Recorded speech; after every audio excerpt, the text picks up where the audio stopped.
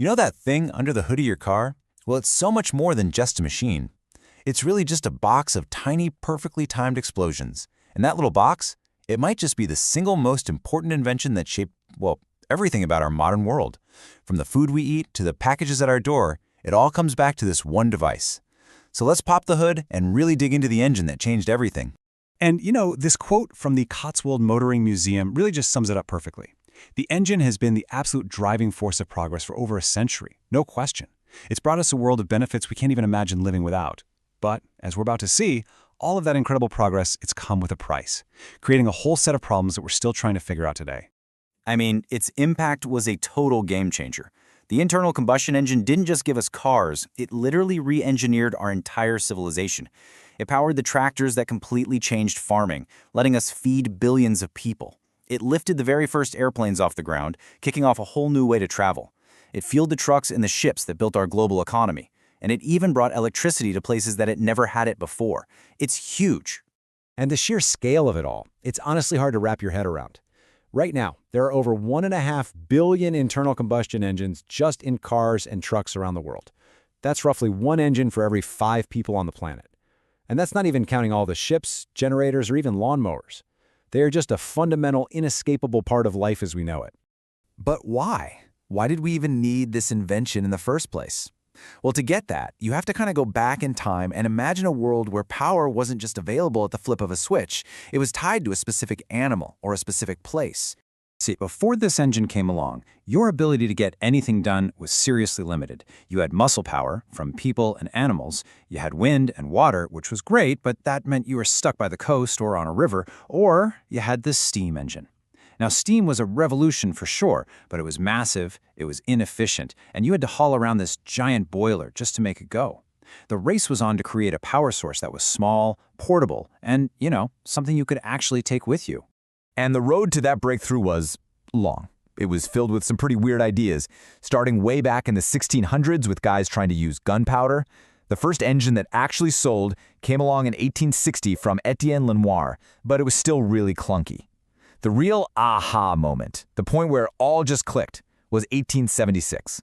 A German engineer, Nicholas Otto, figured out the secret sauce. You have to squeeze the fuel before you light it. His 4-stroke cycle was so much more efficient that it made everything else look ancient and directly paved the way for Carl Benz to finally put an engine on wheels. So what was this amazing idea of Otto's? Well, it's actually a surprisingly simple and elegant rhythm.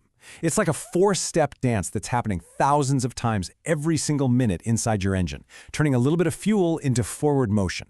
It all happens in just 4 steps. First up, intake. The piston drops down, sucking in a fine mist of air and fuel. Next, it shoots back up for compression, squeezing that mix into a tiny explosive space. This is Otto's big idea right here.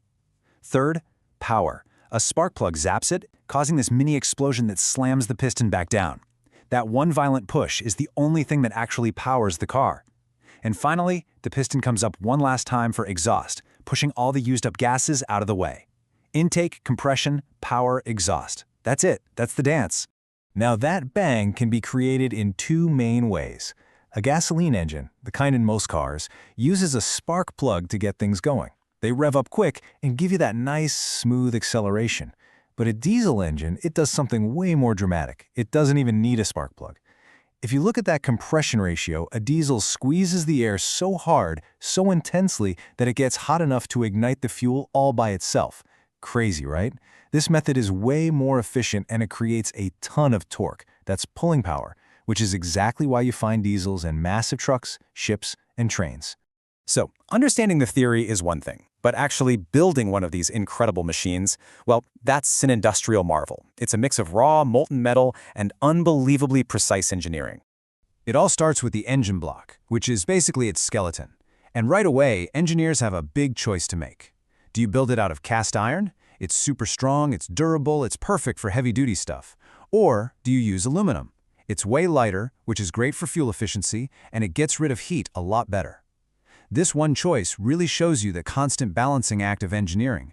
Tough iron for a work truck, but maybe that lightweight aluminum for a zippy, efficient little city car. And all of this brings us to right now.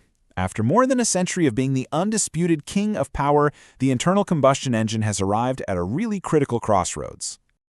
The very same technology that literally built our modern world is now facing some really tough questions about its place in our future. You have to wonder, is this it? Is this the end of the road for the engine as we know it? So the core problem is what comes out of the tailpipe. You see, the act of burning fossil fuels releases carbon dioxide, which is a major greenhouse gas tied to climate change. And it's not just that, it also creates other pollutants that can be bad for our health and for the environment. This is the tough part, right? It's the unavoidable flip side to the engine's incredible story of progress. So what's next? Well, the race is definitely on. You've got battery electric vehicles, which have zero tailpipe emissions, but still have challenges with range and charging. Then there's hydrogen, which is almost zero emission, but needs a whole new refueling network.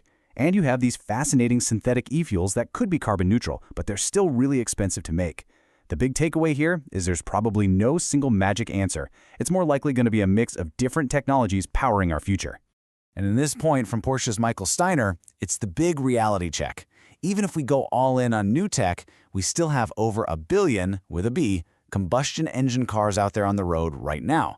They're not just going to disappear overnight. We have to figure out what to do with all of them, which is a huge challenge and one that things like e-fuels are trying to help solve. The internal combustion engine was, without a doubt, the prime mover of the 20th century. That little box of explosions gave us freedom, mobility, and a level of prosperity nobody could have imagined. But the very success of that incredible invention has created a set of challenges it can't solve by itself anymore. It drove us into the world we know today. The question we all face now is, what's going to drive us into the next one? Don't forget to like and subscribe for more How Meets History.